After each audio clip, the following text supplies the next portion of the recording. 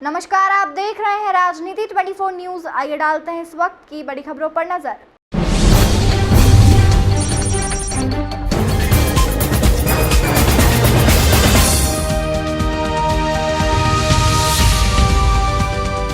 Association of industries Madhya Pradesh के अध्यक्ष योगेश मेहता ने मोहन सरकार के प्रथम पूर्वकालीन बजट का स्वागत करते हुए कहा है कि बजट में औद्योगिक विकास एवं रोजगार को प्राथमिकता सहित ऊर्जा क्षेत्र के विस्तार हेतु 19,000 करोड़ का प्रावधान करने से प्रदेश के औद्योगिक विकास को गति मिलेगी और इससे प्रदेश का लघु उद्योग क्षेत्र विकसित होगा।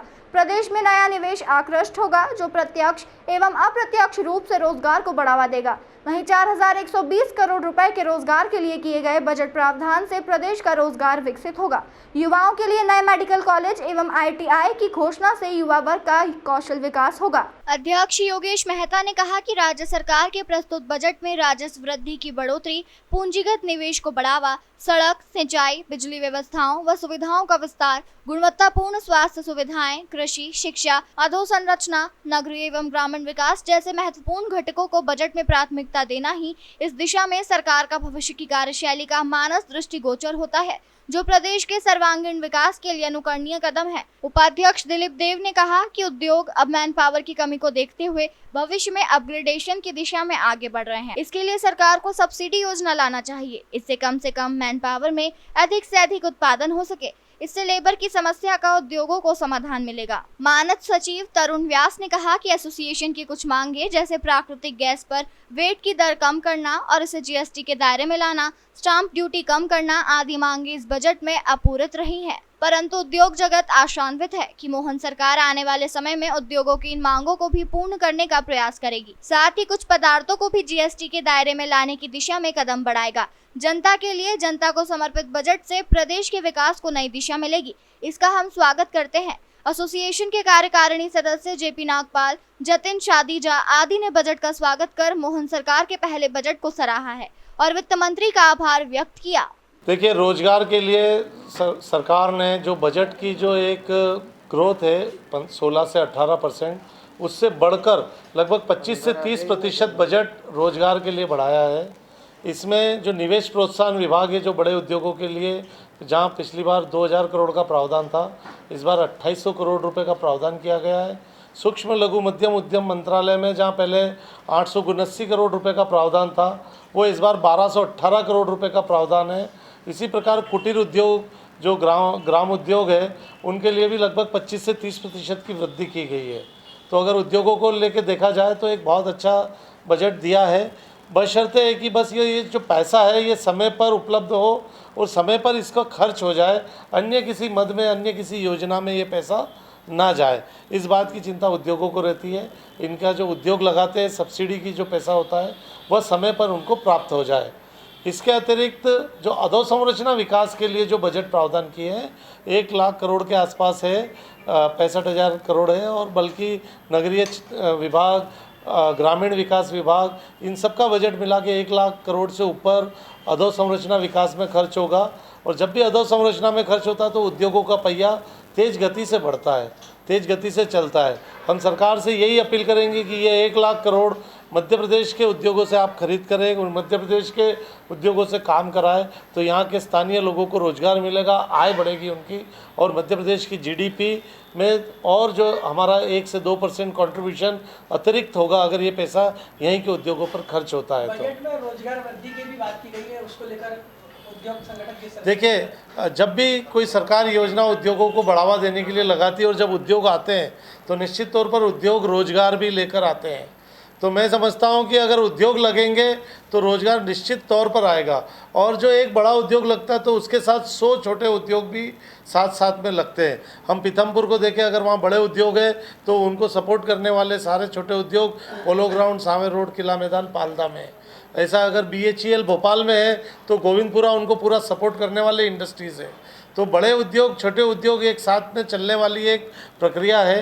तो सरकार का फोकस दोनों ओर है, और मैं समझता हूं कि सरकार ने बहुत अच्छे प्रयास किए हैं। नए औद्योगिक क्षेत्रों के विकास के लिए जो बजट है उसको और बढ़ाने की ज़रूरत थी। अभी 200 करोड़ रुपए का प्रावधान सूक्ष्म लघु मध्यम उद्यम मंत्रालय में किया है। अगर ये बढ़ा के अगर थोड़ा अधिक किया जाता तो मैं समझता हूँ कि उद्योगों की जो गति है निवेश की, वह और मध्य प्रदेश में तेज गति से होता है। कुछ स्पेसिफिक जो रीजन है, जो बिजनेस है, जो चिन्हित बिजनेस है, उनको लेकर भी कुछ फंड अलॉट कराएंगे? देखिए, खाद्य प्रसंस्करण मंत्रालय के कई स्कीम जो वन डिस्ट्रिक्ट वन प्रोडक्ट की है, उन सब की अब बाइफर्केशन अब अलग अलग योजनाओं में अब मंत्रालय वाइज अभी बजट का प्रावधान किया गया है। कुछ स्कीम्स में भी किया गया है, वन डिस्ट्रिक्ट वन प्रोडक्ट के लिए भी उन्होंने बढ़ाया है। इसके अतिरिक्त खाद्य प्रसंस्करण इकाइयों के लिए भी काफ़ी बजट दिया है, और बाकी उद्योग के क्षेत्र में ऑल कंबाइंड उद्योग के है। और कुछ सामाजिक क्षेत्रों की जो स्कीम है, जिसमें SC/ST के बंधुओं के लिए उद्योग लगाने पे भी अतिरिक्त स्कीम है, उसमें भी उन्होंने बजट प्रावधान किया गया है। और मुख्यमंत्री स्वरोजगार योजना, जो मुख्यमंत्री उद्यम क्रांति योजना जो है, उसमें भी उन्होंने इस बार अच्छा बजट दिया। मैं देख रहा हूँ कि अच्छी ग्रोथ के साथ बजट दिया है। तो इन सब से मुझे लगता है कि नए लोगों को भी रोज़गार के अवसर मिलेंगे, छोटे उद्योग भी आएंगे, बड़े उद्योग भी आएंगे और रोज़गार बढ़ेगा। और कोई मांग उद्योगपतियों की? हमारी जो मांग है, हम जो बहुत समय से करते आ रहे कि हमको उम्मीद थी कि पाल्दा के लिए एक विशेष बजट आएगा। इसके अलावा जो नेचुरल गैस जो है उस पर वैट 13% है, वो बहुत अधिक है, 14% है। और उसका रिम्बर्समेंट ITC क्लेम नहीं कर पाता इंडस्ट्री, और जबकि महाराष्ट्र में वो 3 से 4% है, 3% है। तो मैं समझता हूँ कि सरकार को नेचुरल गैस को बढ़ावा देने के लिए वैट में कमी करना थी। तो ये एक हमारी 2-3 मांगें जो लंबित रह गई। उसी प्रकार जब लोन लेता है उद्योग, तो उस पर स्टैम्प ड्यूटी कम करना थी, वह कम नहीं हुई है। तो नेचुरली हमारी कुछ मांगें जो आगे भविष्य में भी हम इनको जारी रखेंगे। सर, पेट्रोल डीजल पर भी कोई अतिरिक्त नहीं मिली है 16%? पेट्रोल डीजल अभी वर्तमान में वैट में है, और ये केंद्र सरकार का निर्णय है। GST काउंसिल में पिछले माह जो GST काउंसिल हुई थी, उस पर विचार हुआ है। ये काउंसिल का निर्णय है जो केंद्र सरकार और राज्यों को मिलकर लेना है। अगर पेट्रोल डीजल GST में आते हैं तो उद्योग उसका स्वागत करेगा। और बहुत ऐसा विशेष सिर्फ पेट्रोल डीजल को लेकर नहीं, लेकिन हमारा नेचुरल गैस को लेकर ज़रूर है कि उसको आप उद्योग में लाइए, जो उद्योग के लिए जो गैस लगती है उसको। इलेक्ट्रॉनिक और सोलर पैनल को बढ़ाने के लिए भी बजट प्रावधान रखा गया है, क्या फ़ायदा होने की उम्मीद है? जो केंद्र सरकार की योजना है इलेक्ट्रॉनिक सेक्टर की, और सूर्योदय योजना सोलर पैनल्स की है, उन्हीं योजनाओं को यहाँ पर लागू किया। राज्य सरकार की तरफ से अतिरिक्त अभी कोई भी इंसेंटिव इन योजनाओं में नहीं दिया जा रहा है। जबकि सोलर को अगर यहाँ प्रमोट करना है तो राज्य सरकार को अपनी एक विशेष नीति बनाकर इलेक्ट्रॉनिक उत्पादों के उत्पादन के लिए यहाँ पर जारी करना चाहिए। केंद्र के अतिरिक्त अगर राज्य सरकार उनको लाभ देता है तो मैं समझता हूँ कि मध्य प्रदेश की तरफ ज़्यादा आकर्षित होकर ये उद्योग यहाँ आएंगे। उत्पाद बनाने वाले कारखाने इसलिए नहीं आ रहे कि राष्ट्रीय स्तर की नीति का हम पालन कर रहे हैं, अतिरिक्त उनको भूमि में अथवा बिजली में अथवा रोजगार में अगर उनको अतिरिक्त सहायता देते तो यहाँ की पॉलिसी को देख के दूसरे उद्योग आते हैं।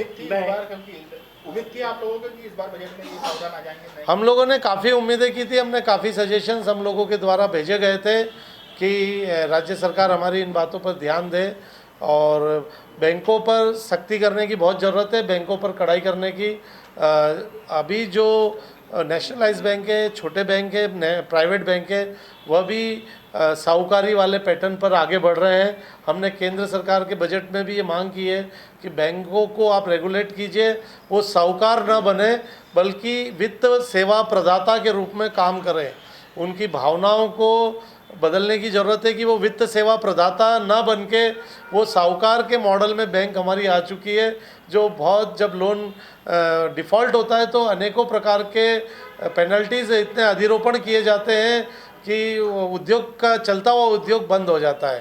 कि देश के कई भागों में स्पेशली महाराष्ट्र में जो इंडस्ट्री लगाई जाती है उसके जो सब्सिडी और जो सुविधाएं दी जाती है उसमें लेबर के नंबर के ऊपर भी ध्यान दिया जाता है, जबकि सब स्टेट्स में ये नहीं होता है। और उसके अलावा क्या है, आप आज जो ज़माना है वो टेक्नोलॉजी का ज़माना है और हर उद्योग वाला चाहता है कि टेक्नोलॉजी अपग्रेडेशन हो। जहाँ मेरे 10 आदमी लगते हैं वहाँ मेरा काम 4 आदमियों से चल जाए। तो रोज़गार के सृजन के साथ साथ ये एक चिंता का विषय है कि इंडस्ट्री उद्योगों से या श्रमिकों से निजात पाने के लिए या परिश्रम कम करने के लिए या उनकी समस्याओं से निपटने से बचने के लिए देश के कई राज्यों में ये किया जा रहा है कि भाई कम से कम लोग हों और ज़्यादा से ज़्यादा latest and most developed technologies हो। वो टेक्नोलॉजी अपग्रेडेशन के लिए, हालांकि उद्योगों को बैंक द्वारा टेक्नोलॉजी अपग्रेडेशन के लिए कोई भी प्रोडक्ट लोन ऐसा उपलब्ध नहीं है, पर अपने वर्किंग कैपिटल से कट करके या जैसे भी वो करते हैं, वो हर कोई चाहता है कि जो मेरा 10 आदमी का काम है वो 4 आदमी में हो, 5 आदमी हो। तो ये सावधानी लेने की आवश्यकता है और इन फ्यूचर भविष्य में अगर हो सके तो उद्योग को जो सहायता या सब्सिडी दी जाती है उसमें एक लेबर क्लास भी लगाया जाए कि 50 उद्यमी के पास लेबर हो या 100 हो या 200 हो।